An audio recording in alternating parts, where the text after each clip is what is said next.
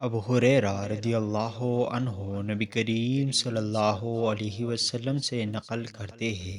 کہ آپ صلی اللہ علیہ وسلم نے فرمایا، جو شخص وضو کرے اسے چاہیے کہ ناک صاف کرے، اور جو پتھر سے استنجا کرے اسے چاہیے کہ تا عدد یعنی ایک یا تین یا پانچ ہی سے کرے۔ صحیح بخاری حدیث نمبر 161۔ ابو ہریرہ رضی اللہ عنہ سے نقل ہے کہ رسول اللہ صلی اللہ علیہ وسلم نے فرمایا کہ جب تم میں سے کوئی وضو کرے تو اسے چاہیے کہ اپنی ناک میں پانی دے، پھر اسے صاف کرے، اور جو شخص پتھروں سے استنجا کرے اسے چاہیے کہ بے جوڑ عادت یعنی ایک یا تین سے استنجا کرے، اور جب تم میں سے کوئی سو کر اٹھے تو وضو کے پانی میں ہاتھ ڈالنے سے پہلے اسے دھو لے، کیونکہ تم میں سے کوئی نہیں جانتا کہ رات کو اس کا ہاتھ کہاں رہا ہے۔ صحیح بخاری حدیث نمبر 162۔ عبداللہ بن عمر رضی اللہ عنہ سے روایت ہے، وہ کہتے ہیں کہ ایک مرتبہ رسول اللہ صلی اللہ علیہ وسلم ایک سفر میں ہم سے پیچھے رہ گئے، پھر تھوڑی دیر بعد آپ صلی اللہ علیہ وسلم نے ہم کو پا لیا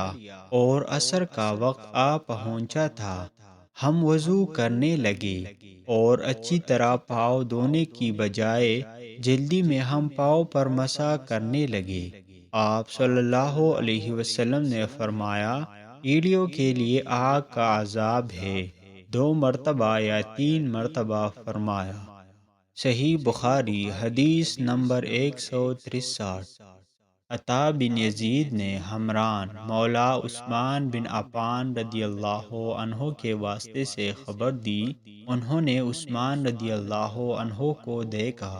کہ انہوں نے وضو کا پانی منگوایا اور اپنے دونوں ہاتھوں پر برتن سے پانی لے کر ڈالا، پھر دونوں ہاتھوں کو 3 دفعہ دھویا، پھر اپنا داہنا ہاتھ وضو کر کے پانی میں ڈالا، پھر کلی کی، پھر ناک میں پانی دیا، پھر ناک صاف کی، پھر 3 دفعہ اپنا منہ دھویا اور کہنیوں تک 3 دفعہ ہاتھ دھوئے، پھر اپنے سر کا مسح کیا، پھر ہر ایک پاؤں 3 دفعہ دھویا، پھر فرمایا، میں نے رسول اللہ صلی اللہ علیہ وسلم کو دیکھا کہ آپ میرے اس وضو جیسا وضو فرمایا کرتے تھے، اور آپ صلی اللہ علیہ وسلم نے فرمایا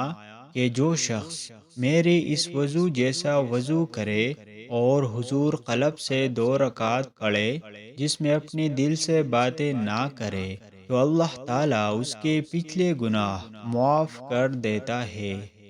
صحیح بخاری حدیث نمبر 164۔